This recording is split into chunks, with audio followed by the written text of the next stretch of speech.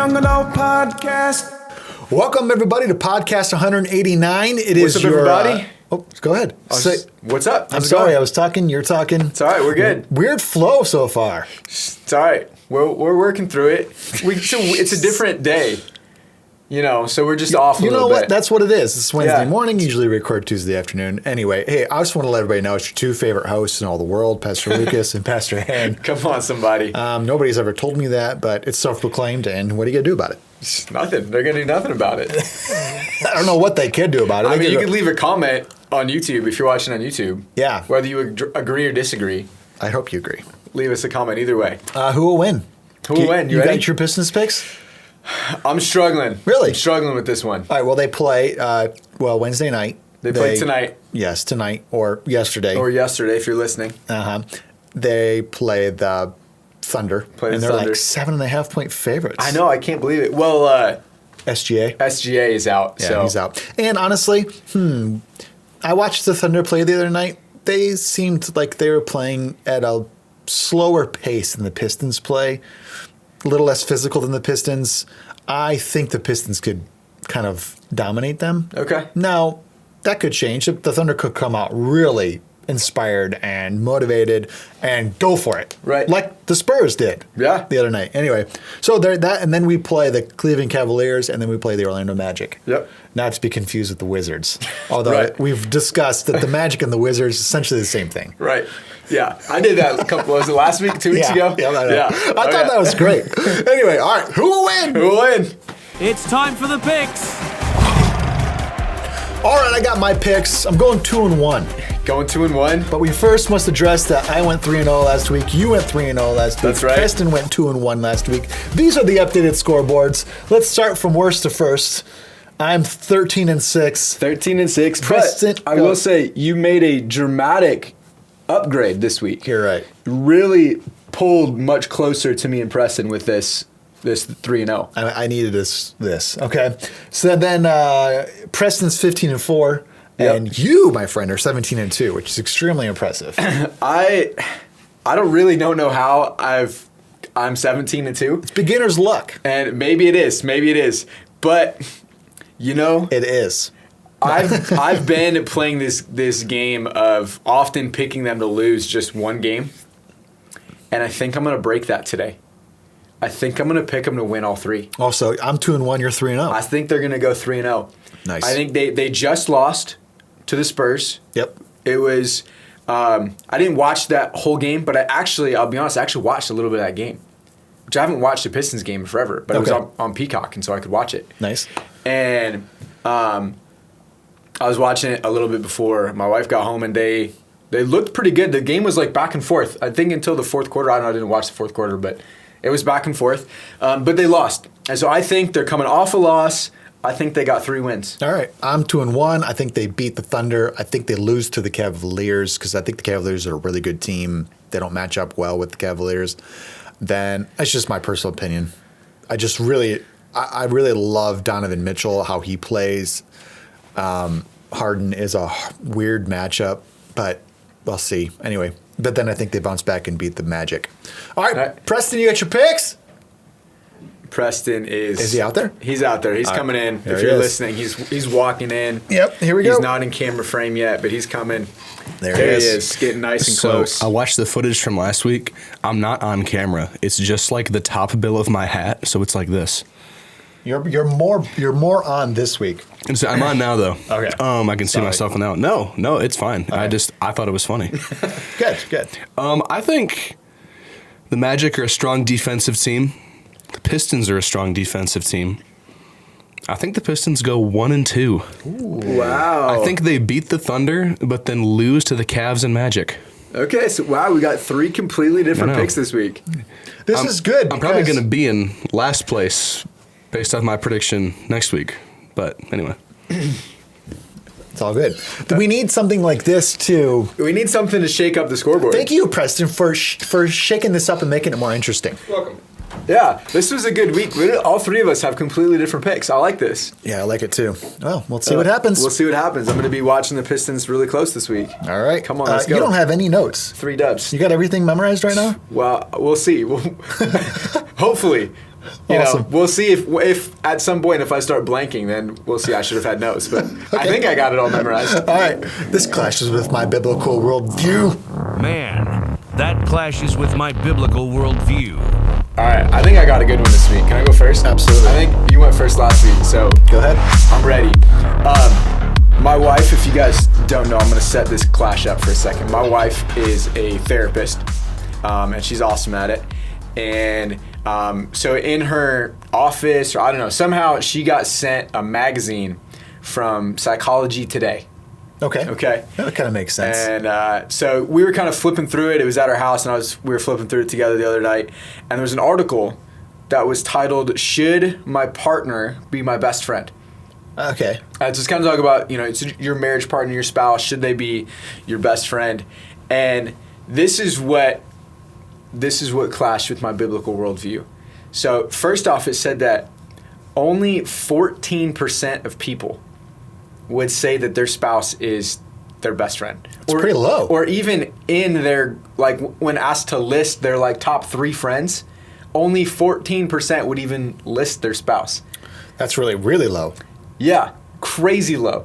And then it made this statement, and it was like one of those, you ever see, like, you read a magazine or an article, and there's, like, one statement that's kind of, like, bold and highlighted by itself, but then you read the rest of the article, and you're like, yeah, that's a statement, but maybe you should read the whole context around the article. Mm-hmm. So it made this statement, and it said that if your spouse is your best friend, then it might be harder for you to have other, like, social support. Like, it might be harder for you to find other friends to help you if you're struggling because your spouse is your only best friend, or is your best friend.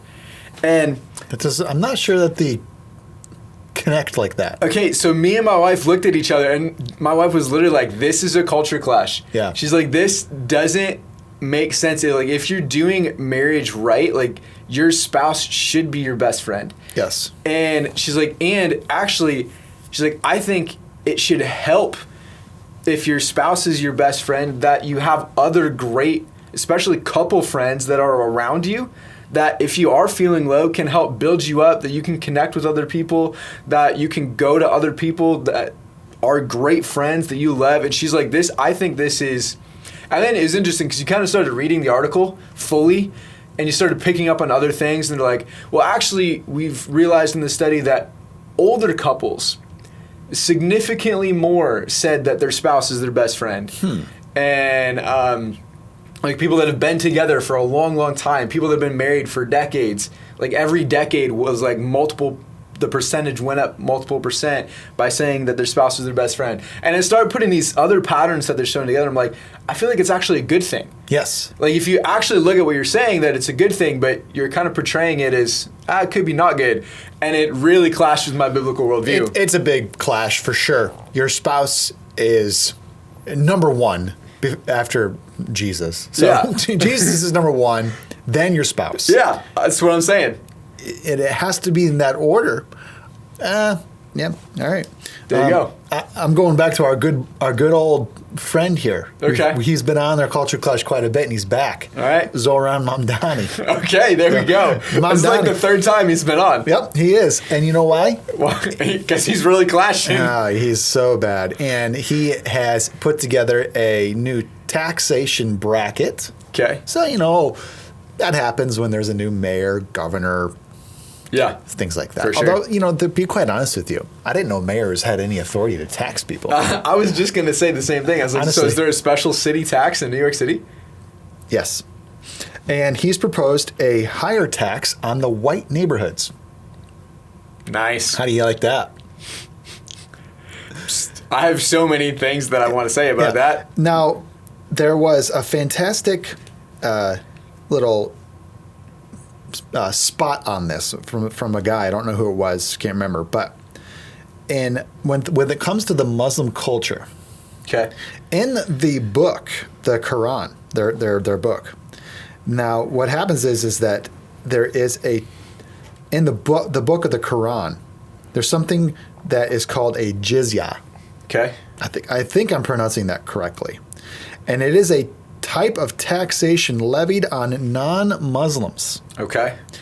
And of a state governed by Islamic law. Okay. So Zoran Mamdani was sworn in on the Quran, so he's Yep. trying to follow the Quran. Yep. So he's levying a tax on non-Muslims called the jizya. Wow. Yep, that's what somebody's telling them. Now, why would they do this? I looked this up. I looked up, is there a jizya tax in Egypt? Yeah. Okay. Yes, there is. Okay. A jizya in Egypt, particularly affecting the Coptic Christians. Okay. All right. Now, historically, jizya was a taxation imposed on non-Muslims. While it is abolished in many territories, some Islamist groups have recently coerced the Coptic Christians, into paying this tax, especially in different regions of Egypt right now. This practice is seen as a means of asserting Islamic dominance over non-Muslim communities and has led to significant pressure on the Christian population. So the whole idea of this is to put pressure on them. Yeah. So as to what? Maybe leave, Right. which would benefit them, and so Yeah. they replace them with more Muslims. Also, maybe just to say, hey, we're gonna hurt you a little bit, and we're gonna laugh at you. Yeah. Right? Yeah. Now, I don't know if it's gonna go through or not, but it's a culture clash. Yeah. Oh, Yeah. It is. man, this guy's he is podcast fodder. He sure is. He's definitely creating lots of content for us. He is. Lots of in all the wrong ways. Every week there's something new for us that clashes with our biblical worldview. Yeah. Oh man, you ready for some Bible talk? I'm ready. Let's get into it. Oh, I love me some Bible talk. I love me some Bible talk. Have you ever disappointed somebody? Yeah. Now, I would say this. I want to talk about how to respond when you disappointed people. But I want Okay. to talk about through the biblical lens. How All to right. respond biblically when you've disappointed people. It's pretty evident when Jesus walked the earth that he disappointed a lot of people. Yeah. Oh yeah. I think of a few right off the top of my head. He disappointed the rich young ruler Yeah. in telling him that he suggested to him, why don't you sell everything? Sell everything you have. Give it all to the poor, and then you can then- come follow me. then come follow me. Well, the Bible specifically says that rich young ruler walked away sad. Yeah.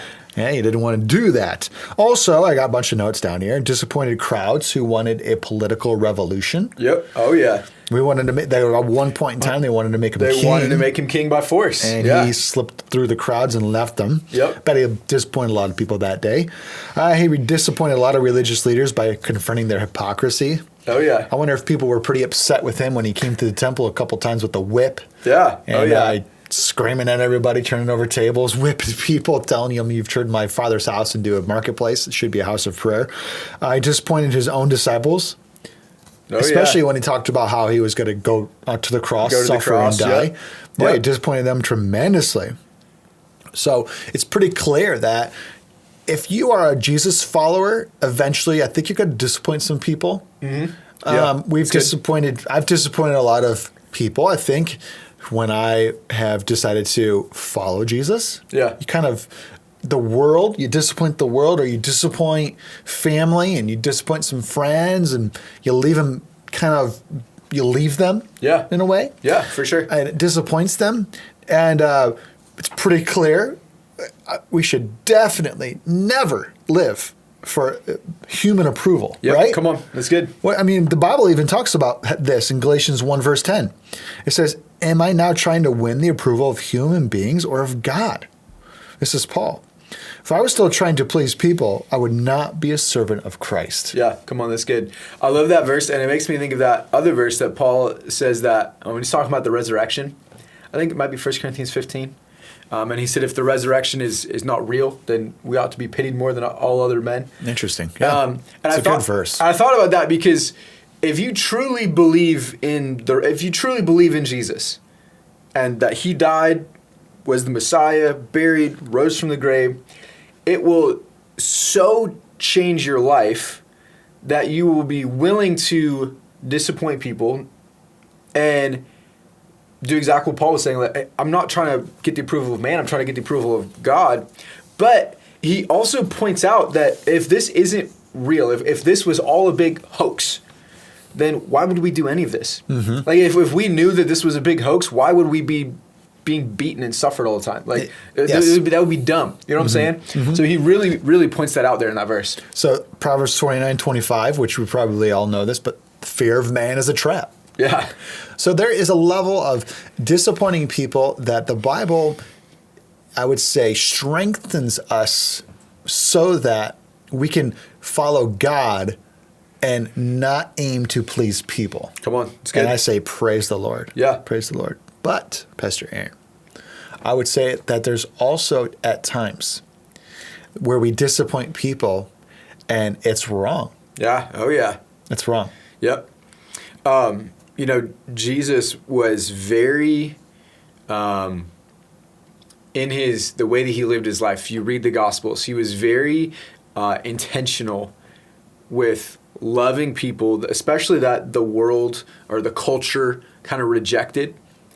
And, let's be honest, he was loved. Everybody, anybody that was willing to come to him. He never disappointed people the wrong way. Yeah. But I think we as flawed human beings Yes. have a tendency to disappoint people, to not be loving at times, to sometimes try to say the truth without love, and we end up hurting somebody. That's Ephesians 4:15. You right. just quoted right there. Speak truth in love. And sometimes, you know, we have to be careful with the way that we interact with people. We do. The Bible tells us to speak truth in love. The Bible tells us to, Romans 12:18, live at peace with others. Yeah.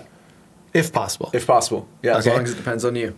You've got to do your part. And of course, they might not want peace. And, they've chose violence and that's their choice, right? Right. You're supposed to, Colossians 3:12, be kind, be patient, be humble. Yeah. Okay. So if you're unloving, and you are choosing, you woke up today and chose violence, you've chosen that, or you've been unkind, impatient, and proud. Yeah. And how you deal with the people around you, your family, your friends, your coworkers. Guess what? You're disappointing a lot of people. Yeah. And it's not the right kind of disappointment. Absolutely. Come on, that's good. That's so good. So what then? Okay, Pastor, and which was really, I feel like this is maybe the part of the podcast I really wanted to talk through more. Okay. Is how to respond when you've disappointed people. So what do you do after you've disappointed people the wrong way? Okay. You've sinned. Yeah. Okay. Ask yourself these kind of questions. Was I kind? Was I patient? Yeah. Okay. Those are real super simple questions. Yeah. And if you weren't, then you realize, oh no, I think I've made a mistake. Yeah. Yeah. And you need to probably fix it. Yeah, I was just going to say, and then I think you have to, you can have a bunch of self-reflection, and self-reflection is great, but, if it just ends with, was I patient? No. Nah. Okay. Okay. You're not doing anything. Yeah. Right. So you have to maybe ask for forgiveness. Yeah. Nobody taught me about saying you're sorry like Daniel Tiger's Neighborhood. Okay. Have you heard this before? I mean, I know. I've preached this. I don't know if I've heard this. Daniel Tiger's Neighborhood, the cartoon for children, right, taught me how to say you're sorry. Okay. And I think it's perfect. All right. So you say this, I'm sorry. How can I fix it? Okay, there you go. All right. Yeah. So the apology and how you apologize. That's important. It is important. So there's so many terrible ways to apologize. Oh yeah. I'm sorry that I was impatient with you. The Lord has been really using me mightily lately. Okay, cool. Okay. I don't feel apologized to. Yeah. So I'm sorry that, I ran you over with my car. I was in a hurry to get to church. Great. Yeah. So those aren't good apologies. Yeah. This is an apology which Dan and Tiger taught me. I'm sorry. What can I do to fix it? That's good. Right? Yeah. So they were playing with the puzzle and one person came over and messed it up. Right. What All can right. I do to fix it? You can help me put the puzzle back together. Right, there you go. Oh, okay. So there's a little bit more to this than just saying, hey, I'm sorry in a manipulative way. Yeah. way, Oh, yeah. right? Yeah. And I think then that goes with that, obviously, that extension of asking for forgiveness. And you can't make somebody forgive you, but you can ask. You can extend that. Say, hey, can you forgive me for this? What can I do to make it right? Yeah. And that's really important. It's all about fixing it, I think. Yeah. You can't just go through life hurting people and then moving on. Yeah. I just thought of this example, and this is a kind of extreme example, but it might help us see this clear. Have you ever seen pastors? I know that you have. I've seen pastors. Who either them or maybe their spouse, there's an affair that happens, there's some infidelity in their marriage. And what's crazy to me is there's some pastors where that happens in their life and it absolutely ruins their life. Sure. They never pastor again. Yeah. They never lead a church again. It ruins their ministry, their life, and I think a lot of it has to do with the way they respond to it. And then I've seen other pastors that becomes part of their testimony in their life, and they'll openly tell you that 3 years or whatever, that was the hardest season of my life, the hardest season of my marriage. But the way that they responded to it, the way that they extended forgiveness, the way that there was obviously massive disappointment there, whether it was them that had the affair or maybe the spouse that had the affair, but obviously massive disappointment. But the way that they chose to work through it, to extend forgiveness, to apologize, to work to make it right. And then all of a sudden you look up 10 years later and they're back in ministry, they're leading people, they're restored. They're restored, right? And I think a big part of that has to do with the way that they choose to respond to the disappointment that's happening in their life. And that's a very extreme example, but I think it shows the importance of how we respond to disappointment can affect the relationships that we have with other people. The harsh reality is you are going to hurt people as you go through life. Yeah. You're going to have a moment of impatience. You're going to have a moment of anger. Yeah. You're going to have a moment where you say something you regret. But the real question is, what then are you going to do about it? What am I going to do about it? Yeah. If I've mistreated somebody, I've been unfair to somebody, and I know it, what do I do about that? Yeah. Man, it's difficult. It is difficult. To, if you're a proud person and that pride comes out and you speak harshly to people, you have to be the exact opposite. Yeah. And you have to actually you have to humble You yourself. gotta humble yourself, yeah. You got to go look somebody in the eye and say, "Woof, you know what? I made a big mistake. Yeah. Will you forgive me, please? I will not do that again." Or maybe you can't promise that because you're human. Maybe you could say something like, "I don't ever want to do that again." Yeah.